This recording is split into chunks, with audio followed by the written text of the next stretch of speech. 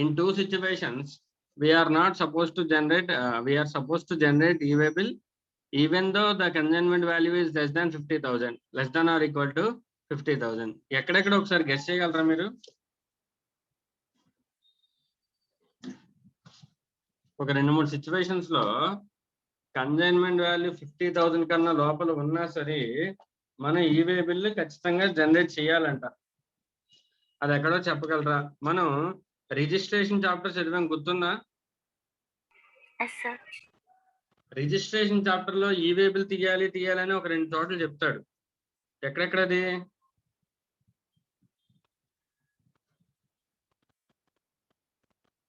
Interstate movement of goods. General గా interstate movement of goods ₹1 చేసినా సరే రిజిస్ట్రేషన్ తీసుకోవాలని చెప్తారు, అవునా? కానీ కొంతమందికి interstate movement of goods if the turnover is less than 20 lakhs అయితే రిలాక్సేషన్ ఇచ్చాడు రిజిస్ట్రేషన్ కి. గుర్తుందా? ఎవరెవరికి? హ్యాండీక్రాఫ్ట్ గూడ్స్ కి,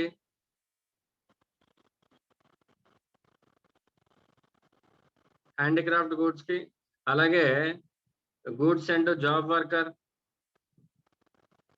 ఇంటర్స్టేట్ జాబ్ వర్కర్, వీళ్ళకి even though they are moving goods to interstate, they are not required to get the registration అని అక్కడ చదువుకున్నాం, గుర్తుందా?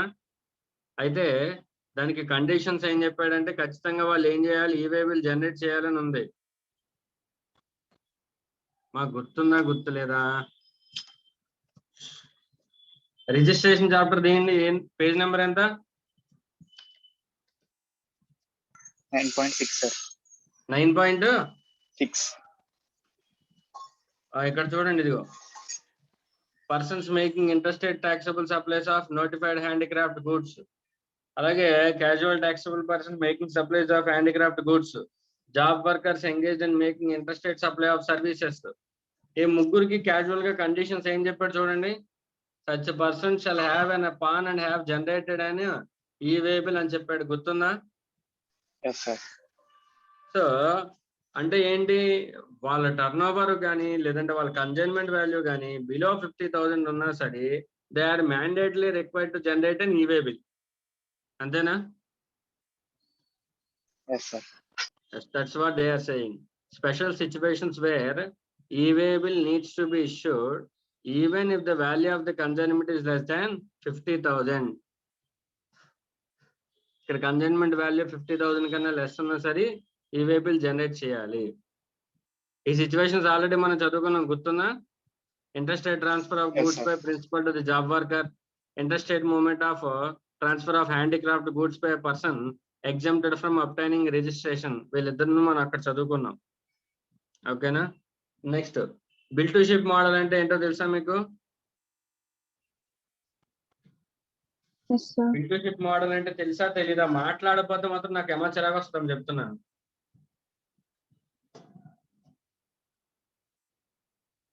బిల్ టు షిప్ మోడల్ అంటే తెలుసా తెలీదా? తెలుసు. మరి ఎందుకు ఎవరు మాట్లాడలే, రెస్పాండ్ అవట్లే?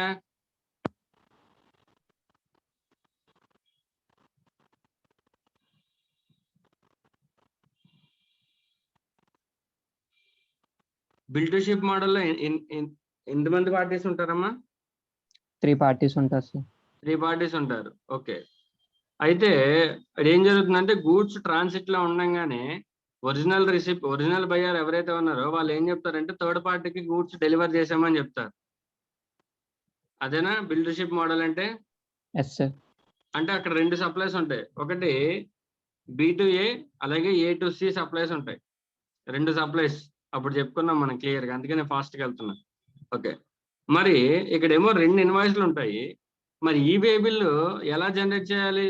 2 ఈవే బిల్ జనరేట్ చేయాలా? 2 ట్రెంచెస్ ఉంటాయి అందులో. ఫస్ట్ ట్రెంచ్ లో ఏమవుతుందంటే B Aకి సేల్ చేస్తాడు, సెకండ్ ట్రెంచ్ లో ఏం చేస్తాడంటే A Cకి సేల్ చేస్తాడు. కానీ ఏ ఏం చెప్తాడంటే గూడ్స్ ఏ దాకా తీసుకురాకుండా B నుంచి డైరెక్ట్ గా Cకి పంపించేస్తాడు. అదేగా బిల్ టు షిప్ మోడల్ అంటే? Yes sir. అయితే మరి ఇక్కడ ఈవే బిల్ ఎలా జనరేట్ చేయాలి? 2 ఈవే బిల్ జనరేట్ చేయాలా? 2 ట్రాన్సాక్షన్స్ ఉన్నాయి కాబట్టి, లేదంటే ఒక ఈవే బిల్ సరిపోతుందా? ఒకటి సార్. ఒకటి సరిపోతుంది. అదే క్లారిఫికేషన్ ఇచ్చాడు. It is clarified that as per CGST rules 2017 1 e-way bill is required. 1 e-way bill is required. Either A కానీ లేదంటే బి కానీ ఎవరో ఒకళ్ళు ఒక e-way bill తీస్తే సరిపోతుంది. అందులో ప్లేస్ ఆఫ్ స్టార్టింగ్ ఎక్కడి నుంచి ఉండాలి? ప్లేస్ ఆఫ్ ఆరిజిన్ బి నుంచి ప్లేస్ ఆఫ్ డెస్టినేషన్ ఎక్కడి వరకు ఉండాలి? సి వరకు ఉంటే సరిపోతుంది. ఎందుకంటే గూడ్స్ బి నుంచి సి కదా వచ్చాయి, ఏకి రావు కదా. Even though the original buyer is a, goods will be delivered at the place of C. So that is why 1 e-way bill is required. That's what they are saying. E-way bill లో ఏమేమి information furnish చేయాలి? Next topic. E-way bill లో 2 parts ఉంటాయమ్మా, part A and part B. ఎన్ని parts?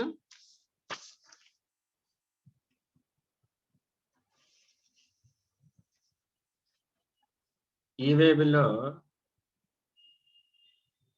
2 parts ఉంటాయి. ఏంటది? Part A and part B. Part ఏలో ఏముంటాయంటే ఇన్వాయిస్ రిలేటెడ్ డీటెయిల్స్ ఉంటాయి.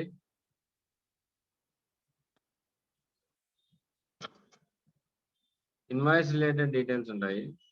పార్ట్ బిలో ఏముంటాయంటే ట్రాన్స్పోర్టర్ డీటెయిల్స్ ఉంటాయి. ట్రాన్స్పోర్టర్ ఆర్ మనమే ఓన్ గా ట్రాన్స్పోర్ట్ చేస్తే వెహికల్ డీటెయిల్స్ ఉంటాయి. ఎన్ని పార్ట్స్ ఉంటాయేమో ఈ-వే బిల్లో? 2 parts. 2 parts, part A and part B. Part ఏలో ఇన్వాయిస్ రిలేటెడ్ డీటెయిల్స్, పార్ట్ బిలో ట్రాన్స్పోర్టర్ ఆర్ వెహికల్ డీటెయిల్స్. మనం రైల్వేస్ ద్వారా ట్రాన్స్పోర్ట్ చేసిన ఆర్ ఎయిర్వేస్ అయినా, సీ అయినా, రోడ్ అయినా, ఏదైనా సరే దాని రిలేటెడ్ వెహికల్ ఉంటుంది కదా, దాని డీటెయిల్స్ పార్ట్ బిలో మెన్షన్ చేయాలి.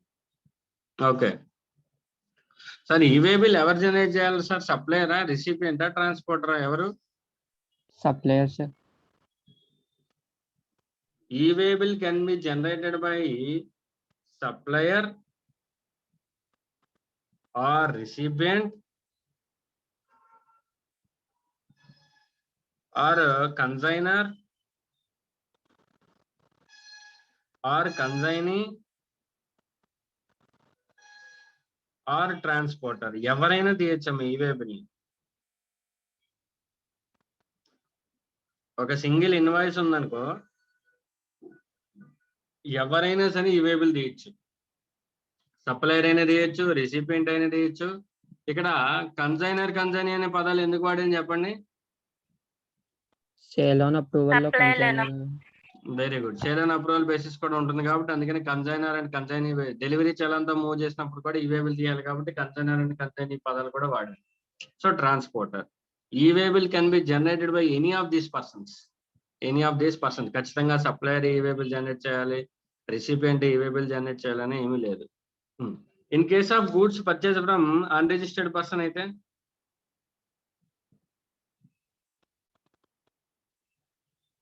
Goods purchase from unregistered person అయితే ఇక్కడ ఈ-వే బిల్ ఎవరు తీయాలి? Recipient are consignee. రిసిపియంట్ తీయాలి. ఎందుకంటే బికాస్ ఆఫ్ ఈ may be a registered person, right? So అదనమాట ఇన్ఫర్మేషన్. Part A. పార్ట్ ఏలో ఏం ఇన్ఫర్మేషన్ సబ్మిట్ చేయాలో చూద్దాం. ఇన్వాయిస్ డీటెయిల్స్ అమ్మా, సింపుల్ లైక్ జిఎస్టీ అను, తర్వాత అది బిల్ ఆఫ్ సప్లయా, డెలివరీ చలానా, బిల్ ఆఫ్ ఎంట్రీనా. ఓకే, బిల్ ఆఫ్ ఎంట్రీ అంటే గూడ్స్ ఎక్స్పోర్ట్ చేసినప్పుడు ఉండేది. ఓకేనా? పిన్ కోడ్, రిసిపియంట్ ఒక address, GST number, value of supply, ఇవన్నీ కూడా ఎంటర్ చేయాలి. నెక్స్ట్ పార్ట్ బిలో ఏంటి sir? Part below transport details enter చేయాలి. Transport document number like goods receipt number or railway receipt number or air way bill number or bill of lading number. Bill of lading అంటే ship ద్వారా transfer చేస్తే bill of lading number ఉంటుంది. Airway bill number అంటే through air transport చేస్తే.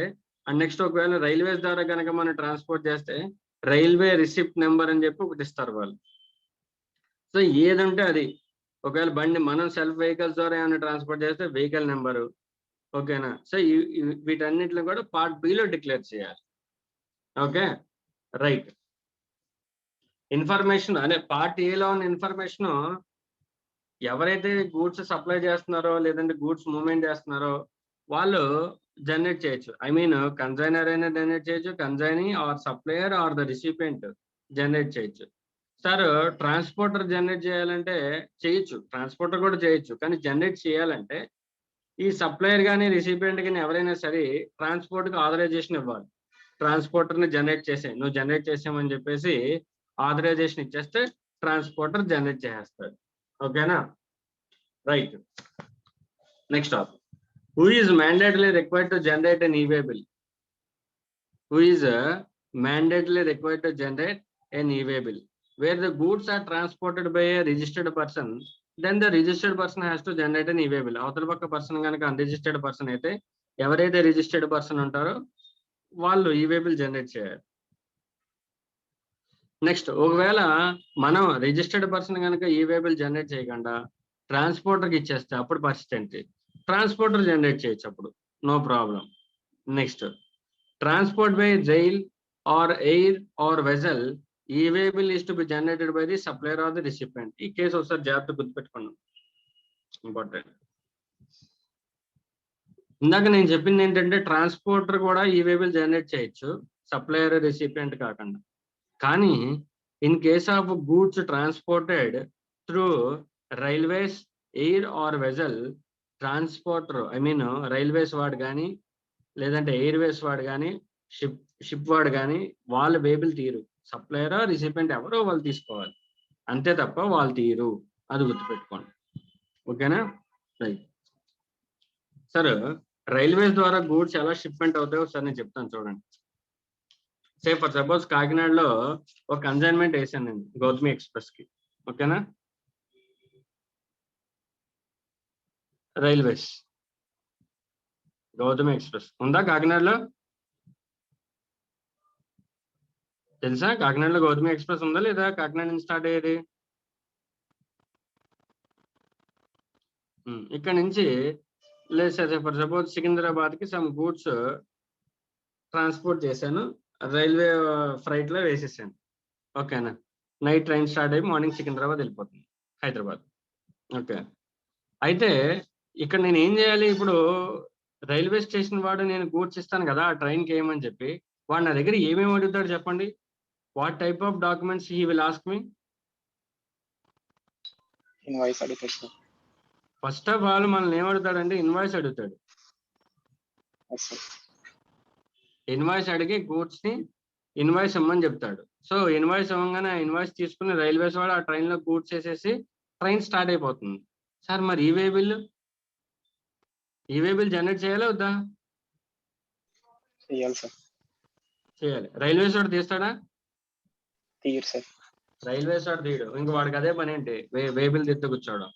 అందుకని way bill ఎవరు తీయాలంటే supplier కానీ రిసిపియంట్ కానీ తీయాలి. ఇద్దరులో ఎవరు తీసినా పర్లేదు.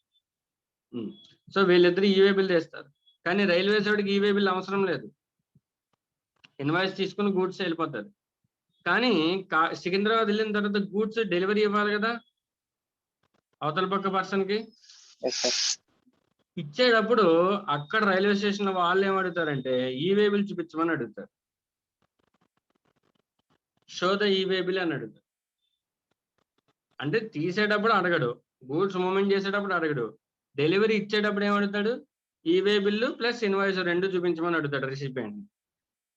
అప్పుడు recipient has to show the e-way bill to the railways department and then the railway will hand over the goods to the recipient.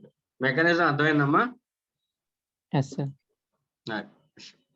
Sir మరి సప్లయర్ కనుక ఈ-వే బిల్ జనరేట్ చేశాడు అనుకో రిసిపియంట్ కి ఎలా వెళ్తుంది? వాట్సాప్ లో పంపించుకుంటాడు, మీరేం కంగారు పడద్దు. అర్థమైందా? Right. Sir e-way bill original అవసరం లేదమ్మా. ఈ-వే బిల్ మీద బార్ కోడ్ ఉంటుంది, మీరు ఎన్ని జిరాక్స్లు చేసినా సరే బార్కోడ్ లో ఇన్ఫర్మేషన్ సేవ్ అయి ఉంటుంది. ఓకేనా? రైట్. నెక్స్ట్ సార్ ఒకవేళ నేను నా కన్సైన్మెంట్ వాల్యూ 50,000 దాటలేదు, ఓకేనా, 20,000 ఉంది, ఈ-వే బిల్ నేను వాలంటరీగా తీయాలనుకుంటున్నాను, తీయచ్చా? ఎస్, నీవు కంప్లై అవుతానంటే గవర్నమెంట్కి ఏం ప్రాబ్లం లేదు, తీయచ్చు. ఓకేనా? Next, where the movement is caused by an unregistered person either is in own conveyance or a hired one or through a transporter, either he అంటే నేను నా సొంత బండిలో మూవ్మెంట్ చేస్తున్నాను గూడ్స్ ని, అప్పుడు నా అంతటి నేను వేబిల్ తీసుకోవచ్చు. లేదు నేను నా ఓన్ వెహికల్ కాకుండా ట్రాన్స్పోర్టర్కి ఇస్తున్నాను, అప్పుడు ట్రాన్స్పోర్టర్ వేబిల్ తీయచ్చు, ప్రాబ్లం లేదు. Next, when it is not mandatory to furnish the details of convenience in part B. Part బిలో ఉన్న డీటెయిల్స్ ఏంటి? వెహికల్ డీటెయిల్స్ ఎప్పుడు మెన్షన్ చేయాల్సిన అవసరం లేదని అన్నాడు. జాగ్రత్త వినడం. ఇప్పుడు సే ఫర్ సపోజ్ నేను గూడ్స్ ట్రాన్స్పోర్టర్కి వేద్దాం అనుకుంటున్నాను. కన్సైనర్ ఉన్నాడు, మా ఊరు నుంచి నేను ఏం చేశానంటే ట్రాన్స్పోర్టర్కి వేసాను. ట్రాన్స్పోర్టర్ ఏం చేశాడంటే అక్కడ దాకా ఆ ఊరు దాకా వెళ్ళిన తర్వాత కన్సైనీకి గూడ్స్ హ్యాండ్ ఓవర్ చేశాడు. విషయం ఏంటంటే నేను ట్రాన్స్పోర్టర్కి వేయాలంటే నాకు ఒక 45 కిలోమీటర్స్ డిస్టెన్స్ ఉంది. అంటే మా ఊరు దగ్గరలో ట్రాన్స్పోర్టర్ లేడు. నేను ఇక్కడ నుంచి వేరే బండిలో వేసుకొని ఒక చిన్న ట్రక్లో వేసుకొని ట్రాన్స్పోర్టర్ దగ్గరికి వెళ్ళా. ఈ ట్రాన్స్పోర్టర్ కన్సైనీ ఊరికి తీసుకెళ్ళి అక్కడ ఇవ్వాలి. అయితే విషయం ఏంటంటే కన్సైనీ ఊర్లో కూడా ట్రాన్స్పోర్టర్ లేడు, నియరెస్ట్ ప్లేస్కి వెళ్తుంది. అక్కడి నుంచి 45 కిలోమీటర్స్ ట్రావెల్ చేసిన తర్వాత కన్సైనీ ఊరు వస్తుంది. అర్థమైందమ్మా మీకు విషయం? ట్రాన్స్పోర్టర్ మా ఊర్లో లేడు. మా ఊరు నుంచి ఒక 45 కిలోమీటర్ వెళ్తే అక్కడ ఉన్న ట్రాన్స్పోర్ట్, నవతా ట్రాన్స్పోర్ట్ కానీ SRMT కానీ ఇంకోటి కానీ మా ఊర్లో లేదు. నేను ఏం చేశానంటే మా ఊరు నుంచి ఒక 45 కిలోమీటర్స్ ఒక ట్రక్ లో గూడ్స్ చేసుకుని ఇక్కడ తీసుకెళ్ళా. వాళ్ళు ఏం చేశారు, అప్పుడు నా గూడ్స్ యాడ్ చేసుకుని వాళ్ళు షిప్మెంట్ చేశారు. తేరా మోస వేరే ఊరు వెళ్ళిన తర్వాత వైజాగ్ అనుకున్నాం, వైజాగ్ లో వెళ్ళింది షిప్మెంట్ అనుకుందాం. అక్కడి నుంచి 45 కిలోమీటర్స్ వెళ్ళాలి కన్సైనీ ఊరు వెళ్ళాలంటే.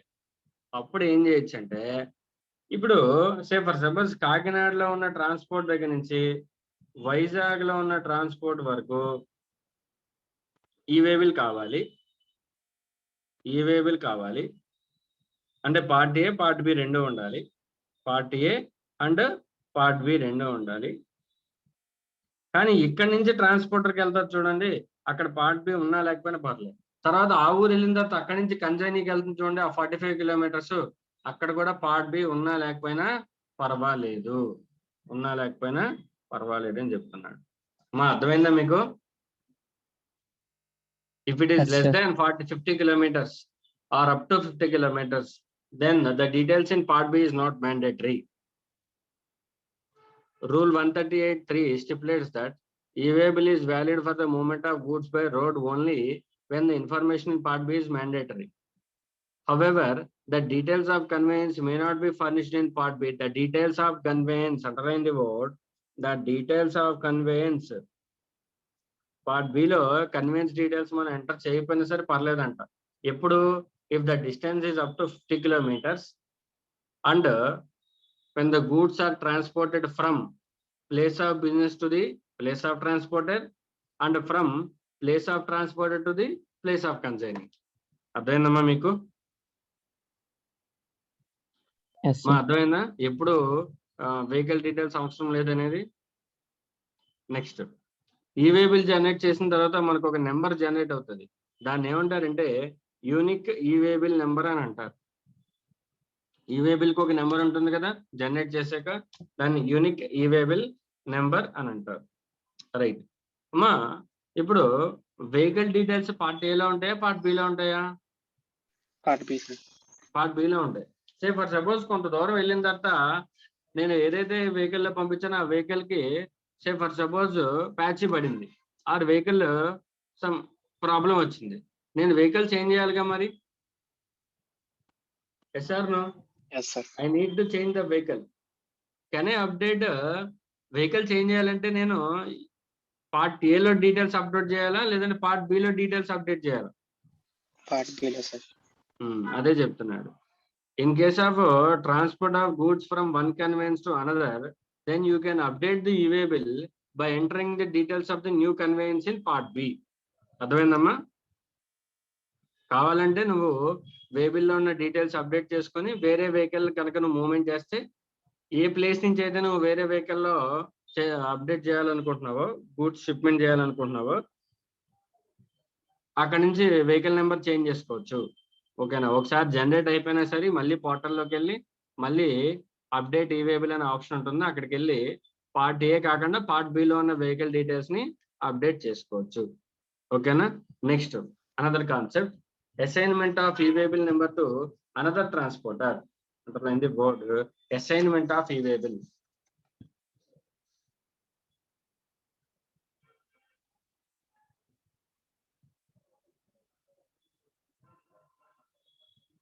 Assignment of e-way bill. Assignment of e-way bill ఏంటి సార్ ఈ అసైన్మెంట్ అంటే? సే ఫర్ సపోజ్ గూడ్స్ ట్రాన్స్పోర్టర్కి ఇస్తున్నాను నేను. కన్జైనర్ ట్రాన్స్పోర్టర్కి ఇస్తున్నాడు.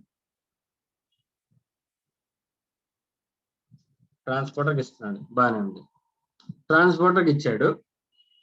అయితే ట్రాన్స్పోర్టర్ కొంత దూరం వెళ్ళిన తర్వాత, సే ఫర్ సపోజ్ వేరే సిటీకి వెళ్ళిన తర్వాత వేరే ట్రాన్స్పోర్టర్కి హ్యాండ్ ఓవర్ చేద్దాం అనుకుంటున్నాడు. ఈసారి వేరే వెహికల్ కాదు, వేరే ట్రాన్స్పోర్టర్, అదర్ ట్రాన్స్పోర్టర్కి అసైన్ చేసి డెస్టినేషన్ సిటీకి పంపుదాం అనుకుంటున్నాడు. ఇక్కడ ఎంతమంది ట్రాన్స్పోర్టర్స్ వచ్చారమ్మా? ఫస్ట్ మన గూడ్స్ ఒక ట్రాన్స్పోర్టర్కి అసైన్ ఇస్తే ఆ ట్రాన్స్పోర్టర్ కొంత దూరం వెళ్ళిన తర్వాత వేరే ట్రాన్స్పోర్టర్కి అసైన్ చేశాడు. ఓకేనా? సో దీన్ని ఏమంటారంటే అసైన్మెంట్ ఆఫ్ ఈవేబుల్ అని అంటారు. ఏమంటారు దీన్ని? Assignment of e-way bill. సో ఇలా అసైన్మెంట్ చేసినప్పుడు ట్రాన్స్పోర్టర్ 1 ట్రాన్స్పోర్టర్ 2కి అసైన్మెంట్ చేస్తాడు కదా.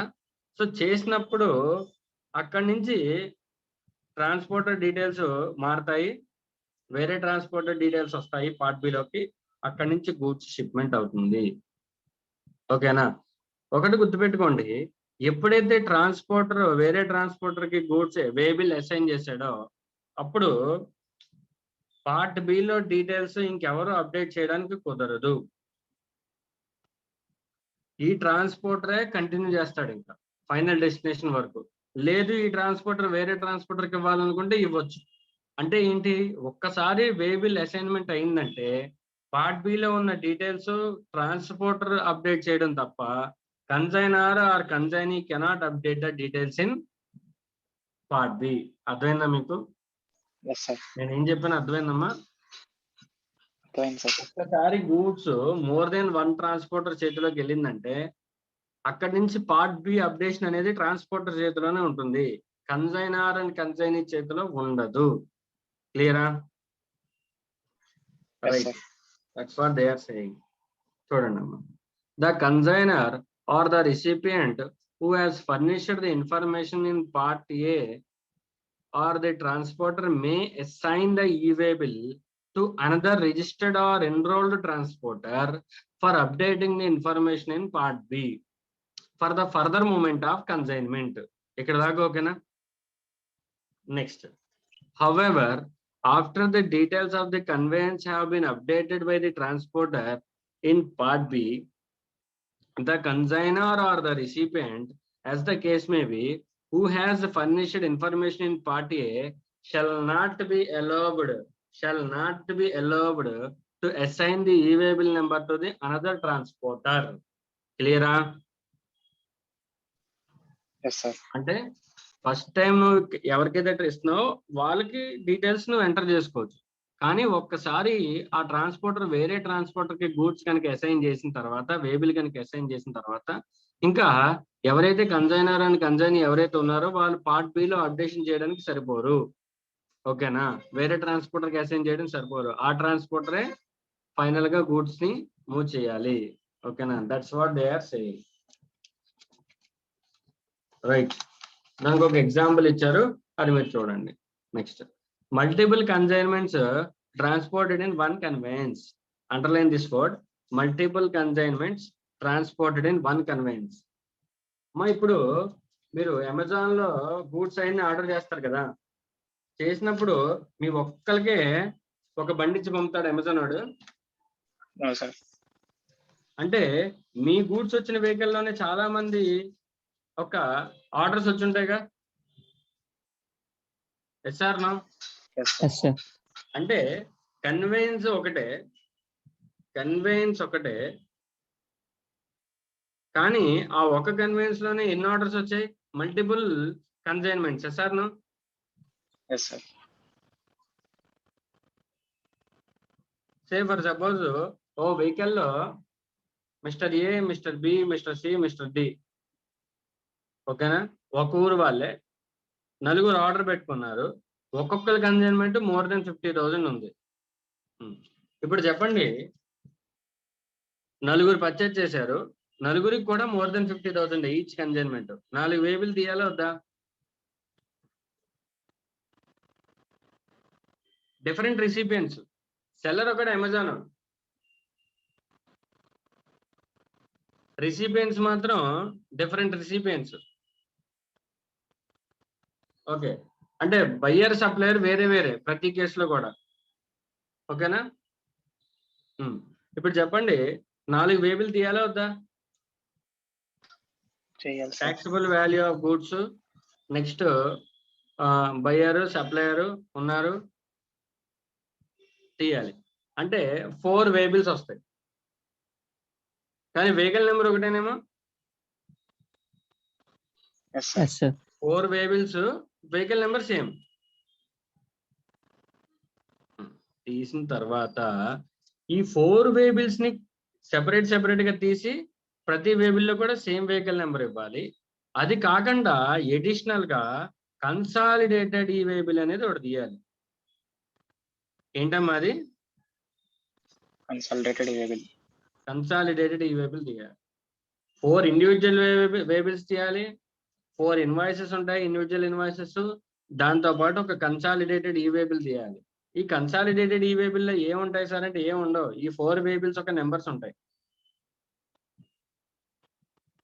ఈ 4 వేబుల్స్ ఒక నెంబర్స్ ఉంటాయి అంతే. That's it.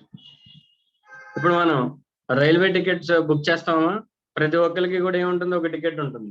అది కాకుండా రైల్వే బోగి బయట ఏముంటుందమ్మా, లిస్ట్ ఆఫ్ ప్యాసింజర్స్ చార్ట్ ఉంటుంది కదా, ఎవరెవరు ఎక్కారు ఎవరెవరు ఎక్కాలి అనేది ఉంటుంది కదా.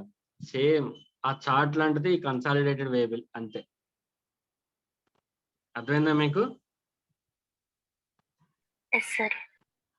కన్సాలిడేటెడ్ ఈ వేబుల్ అంటే అన్ని వేబుల్స్ కలిపి ఆ నెంబర్స్ అన్ని ఎంటర్ చేసి ఒక వేబుల్ లో తీస్తే దాన్నే కన్సాలిడేటెడ్ ఈ వేబుల్ అంటారు.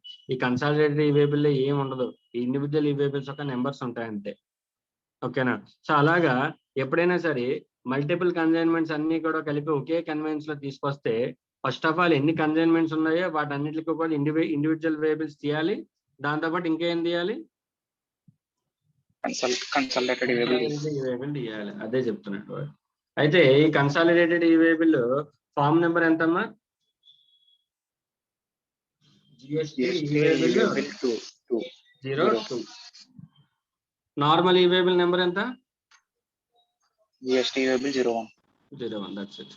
చూడండి, where multiple consignments are intended to be transported in one conveyance, the transporter may indicate the serial number of e-waybills generated in respect of each such consignment electronically on the common portal, and a consolidated e-waybill may be generated on the said common portal prior to the movement of goods. That's it. Okay na? Consolidated e-waybill is like a trip sheet and it contains different details of different e-waybills. That's it. అంతవరకు సరిపోతుంది.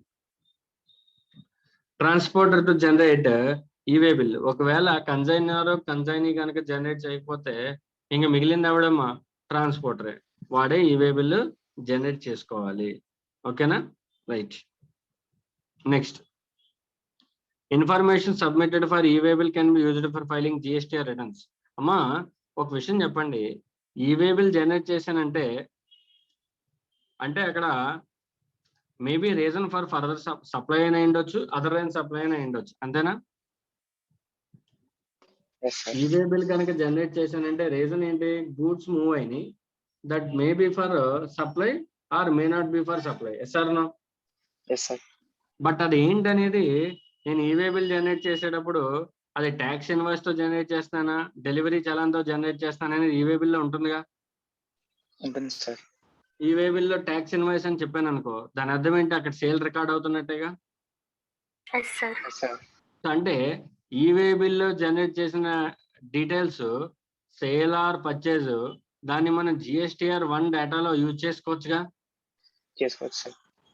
అంటే common portal, e-way bill portal, GST portal రెండు link అయినాయి అనుకో, అక్కడ e-way bill sale తో generate చేస్తే direct గా సప్లయర్ యొక్క జిఎస్టిఆర్ 1 లోకి వచ్చే ఛాన్స్ ఉందిగా. అంతే కదా, ఆడదే చెప్తున్నాడు చూడండి. The information furnished in part A of the GST e-way bill shall be made available to the registered supplier on the common portal who may utilize the same for furnishing the details of GSTR 1. GSTR 1. That's what they are saying. నువ్వు e-way bill generate చేసి supply కింద generate చేసావంటే దాని అర్థం sale జరిగిందని అర్థం. మళ్ళీ నువ్వు ఆ డీటెయిల్స్ GSTR 1 లో మాన్యువల్ గా ఎంటర్ చేయడం అవసరం లేదు. జిఎస్టి పోర్టల్ ఓపెన్ చేసి GSTR 1 ఓపెన్ చేసి import data from e-way bill website అని ఒక ఆప్షన్ ఉంటుంది. అది క్లిక్ చేయగానే నేను ఈ మంత్ లో లాస్ట్ మంత్ లో ఎన్ని ఈవే బిల్స్ జనరేట్ చేసినా ఆ డేటా అంతా కూడా GSTR 1 లోకి వచ్చేస్తుంది. అర్థమైందమ్మా మీకు? Data integration from one portal to another portal. Okay right. Sir e-way bill cancel చేయొచ్చా?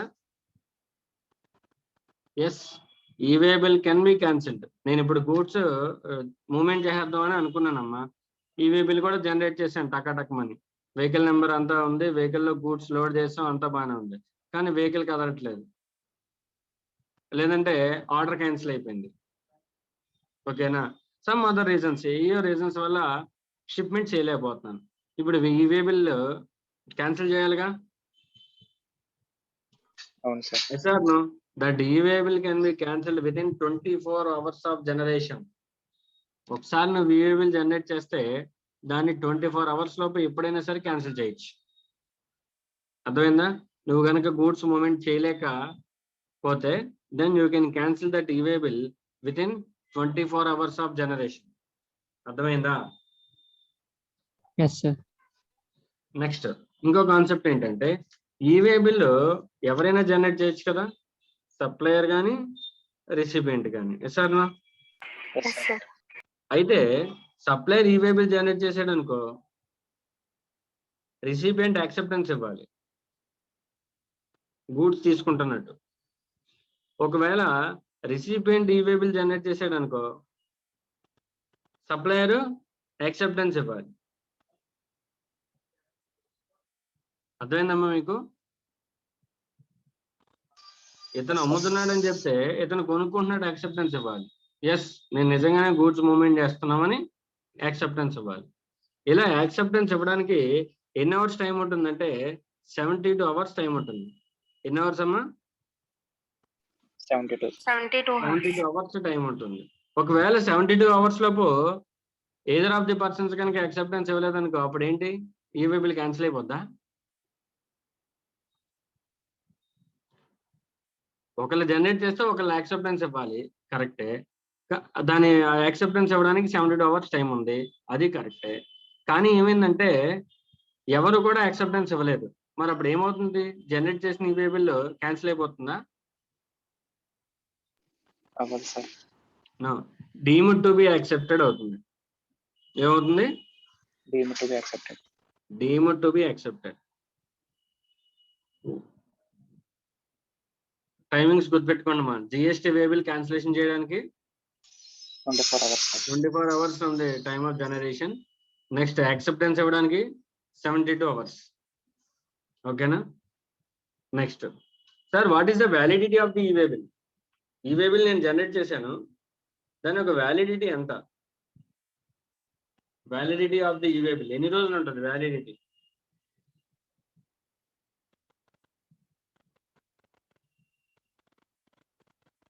మరి జనరల్గా చెప్పండి. ఇప్పుడు కాకినాడ నుంచి రాజమండ్రికి గూడ్స్ వెళ్తున్నాయమ్మా, more than 50 kilometers, more than 50,000 concern value. ఇక్కడ నుంచి ఇక్కడికి వెళ్ళడానికి మామూలు మ్యాక్సిమం టైం లిమిట్ ఎంత? సుమారుగా ఎంతసేపు పడుతుంది? 3 hours మ్యాక్సిమం, అంతేనా? Yes, sir. సో అంటే వే బిల్ కి డిస్టెన్స్ ని బట్టి వ్యాలిడిటీ ఇవ్వచ్చేమో. Yes, sir. Distance based validity ఇస్తే బాగుంటుందేమో ఈ వేబుల్ కి. నెక్స్ట్ ఇంకోటి ఏంటంటే వెళ్ళే వెహికల్ ని బట్టి కూడా వ్యాలిడిటీ ఇవ్వాలేమో. అవును సార్. Yes sir. ఇప్పుడు నేను ఒక రైల్వే ఇంజిన్ ని ఒక 72 టైర్ బండి మీద వేసి కాకినాడ నుంచి రాజమండ్రి పంపించానమ్మా.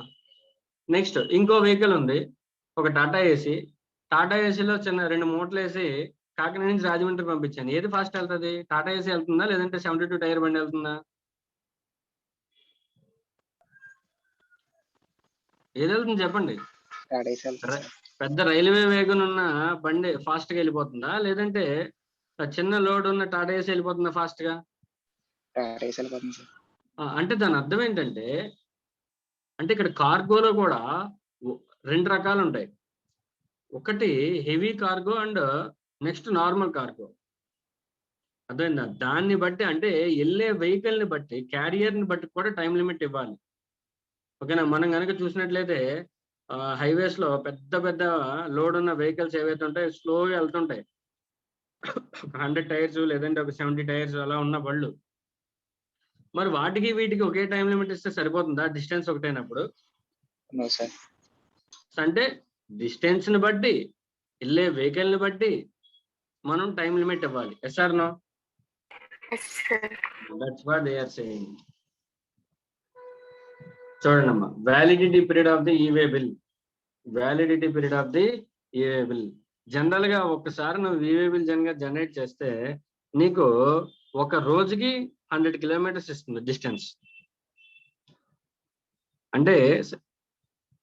అంటే ఒక రోజుకి 100 కిలోమీటర్స్ డిస్టెన్స్ ఇస్తుంది. ఓకేనా? అది నార్మల్ కార్గో అయితే. ఓవర్ డైమెన్షనల్ కార్గో అయితే ఒక రోజుకి 20 కిలోమీటర్లు ఇస్తుంది. ఒక రోజుకి 20 కిలోమీటర్లు ఇస్తుంది. అంటే ఇందాక మనం చెప్పుకున్న ఎగ్జాంపుల్ లో ఫ్రమ్ కాకినాడ టు రాజమండ్రి, ఓకేనా, టాటా ఏసీకి వ్యాలిడిటీ ఎన్ని రోజులు ఇస్తుంది?